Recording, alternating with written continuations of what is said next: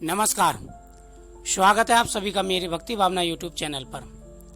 आज मैं आपको पितृपक्ष के बारे में जानकारी दूंगा।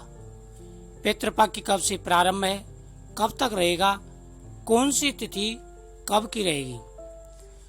पितृपक्ष में जो तिथि पितरों की हो उसी तिथि पर पितरों के नाम से श्राद्ध किया जाता है। पितृपक्ष में पितरों का आह्वान किया जाता है, जिससे पितृ प्रसन्न होते हैं और हमारी मनोकामना पूरी करते हैं। पितृ प्रसन्न हैं तो पुत्र, धन, सुख, समृद्धि हर चीज की प्राप्ति होती है। अगर पितृ रुष्ट हैं तो कई प्रकार की परेशानियों का सामना आपको करना पड़ता है। इसलिए पितृपक्ष भगवान ने व्यवस्था की है कि पितृपक्ष में पितरों को याद जरूर करें, और पितृ स्वयं आते हैं देखने के लिए कि हमारे वंशज हमें याद करते हैं कि नहीं करते। जब वंशज याद करते तो पितृ खुश होकर के उनको आशीर्वाद देके जाते हैं। इसलिए जिस पितृ की तिथि हो उसी तिथि पर पितरों के नाम से जरूर करना चाहिए।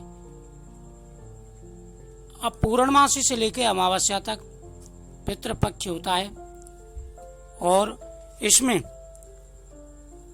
तिथि के हिसाब से पितृपक्ष मनाया जाता है। 2 सितंबर से लेकर के 17 सितंबर तक पितृपक्ष रहेगा। इसमें 2 सितंबर की भाद्रपद पूर्णमासी है, पूर्णमासी का श्राद्ध रहेगा। उसके बाद में 3 सितंबर का पहला श्राद्ध रहेगा। 4 सितंबर का दूसरा श्राद्ध रहेगा। 3 सितंबर को पहला श्राद्ध है, लेकिन दोपहर को 12:30 बजे के बाद में दूसरा भी शुरू हो जाएगा।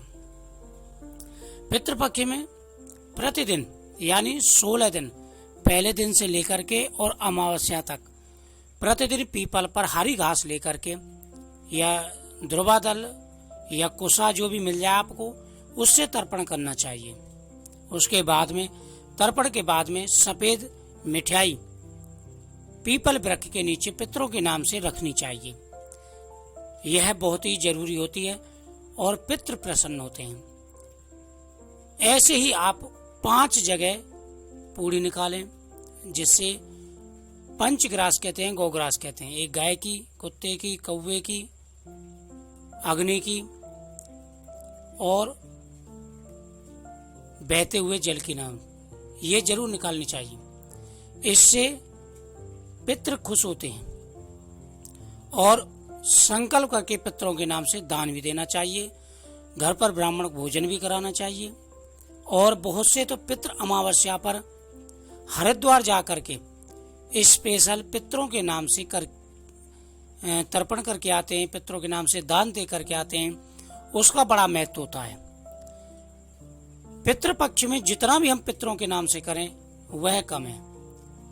पितृपक्ष में अगर हम पितरों के नाम से करते हैं तो पितृ बहुत खुश होते हैं, प्रसन्न होते हैं और आशीर्वाद देते हैं। जब पितरों का आशीर्वाद आपके ऊपर है तो सारे कार्य सिद्ध हो जाते हैं। आप पितृ गायत्री का पाठ करा सकते हैं। और पितृपक्ष में पितरों के साथ साथ में भगवान की पूजा का भी आपको ध्यान रखना है। पितरों की पूजा तो आप करेंगे, साथ में आपको भगवान की पूजा भी करनी है।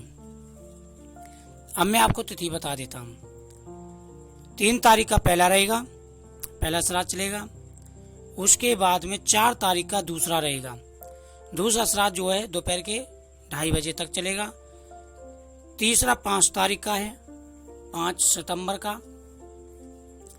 चौथा 6 सितंबर का।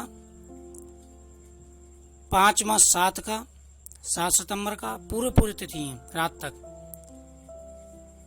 छठा जो श्राद्ध है वो 8 सितंबर का रहेगा। 9वां जो श्राद्ध है वो 7वां जो श्राद्ध है वो 9 सितंबर का रहेगा। 8वां जो श्राद्ध है वो 10 सितंबर का रहेगा। इस दिन महालक्ष्मी व्रत भी है। इस दिन माता के सामने जोत जलाएं, पितरों के नाम से जलाएं। और महालक्ष्मी व्रत है जो 16 धागे बांधे जाते हैं। 16 धागे वाला माता लक्ष्मी का व्रत है। माता लक्ष्मी का आह्वान किया जाता है और इससे संतान की प्राप्ति होती है, धन की प्राप्ति होती है। यह व्रत बहुत ही पवित्र है। उसकी वीडियो में डालूंगा, आपको पूरी कथा सुनाऊंगा, विधि बताऊंगा। इस दिन बहुत ही शुभ मुहूर्त होता है और कोई भी शुभ कार्य आप कर सकते हैं जो पितृपक्ष में ना कर सके। गौ माता को प्रतिदिन कुछ न कुछ जरूर खिलाना है। पितृपक्ष में गौ माता की सेवा बहुत ही शुभ मानी जाती है। गौ माता की सेवा, एकादशी का व्रत, यह पितरों के नाम से जरूर करना चाहिए। गौ माता की सेवा करने से पितृ खुश होते हैं और आशीर्वाद देते हैं, और गौ माता का भी आपको आशीर्वाद प्राप्त होता है।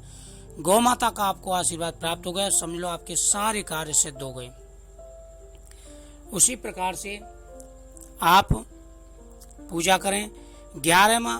11 सितंबर को 9वां श्राद्ध रहेगा, 12 सितंबर को 10वां, 13 को 11वां जो एकादशी है, इंदिरा एकादशी। यह एकादशी का आप व्रत भी रख सकते हैं पितरों के नाम से, और इसका फल आप पितरों को अर्पण कर सकते हैं।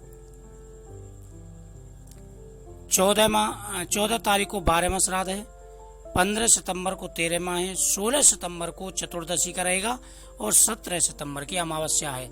अमावस्या पर लोग गंगा जी जाते हैं, गंगा जल में स्नान करते हैं, पितरों के नाम से तर्पण करते हैं, और प्रतिदिन सुबह के समय सूर्य देव को जल अर्पण करना है। सूर्य देव को जल अर्पण जरूर करना है। उसके बाद में आपको पितरों के नाम से देना है।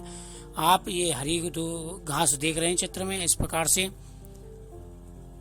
हरी घास लानी है, और जो आप सराय देख रहे हैं इसमें जगह जगह पकवान रखे जाते हैं पितरों के नाम से, और सभी पंचग्रास भी निकाले जाते हैं, और तर्पण जरूर कराएं। प्रतिदिन तर्पण करने से पितृ खुश होते हैं, प्रसन्न होते हैं, और आशीर्वाद उनका प्राप्त होता है। जिस पितृ की तिथि होती है उस तिथि पर पितृ आते हैं और अपना अन्न ग्रहण करके जाते हैं। जो पितृ की पूजा नहीं करते उनके ऊपर पितृदोष लगता है, और पितृदोष के द्वारा कई प्रकार की परेशानियां उठानी पड़ती हैं, जैसे संतान का ना होना, घर में सुख शांति का ना होना, लड़ाई झगड़े होते रहना। ऐसे कई कार्य हैं जिनकी वजह से आपको परेशानी उठानी पड़ सकती है। तो इसलिए आप पितृ पूजा जरूर करें। पितृ पक्ष में पितरों की पूजा बहुत ही जरूरी है। इसमें आप अगर संशय है कि आपके ऊपर पितृ दोष है तो आप पितृ गायत्री पाठ भी करा सकते हैं। पितृ गणाय विद्महे जगत धारणे धीमे तन्नो पितरो प्रचोदयात्, या पितृ देवताभ्यो नमः, या देवताभ्यो पितरो महायोगिचा नमः शुद्धास्वाय नित्यमेवं नमो नमः। तो आप पितृ गायत्री का पाठ भी कराएं, पितरों की पूजा कराएं, पितरों के नाम से अपने हाथ से करें। ये साल में एक दिन आते हैं पितरों के, और उसके बाद में फिर इस बार अधिक मास लग जाएगा पितरों के पक्ष के बाद। वैसे नवरात्रे लगते हैं, लेकिन इस बार अधिक मास का महीना प्रारंभ हो जाएगा। तो ये थी पितृपक्ष की जानकारी, संपूर्ण जानकारी। तो मुझे उम्मीद है आपको तिथियां अच्छी तरह से समझ में आ गई होंगी, और तिथियों के हिसाब से ही आप जो है ये पितृपक्ष जरूर करें।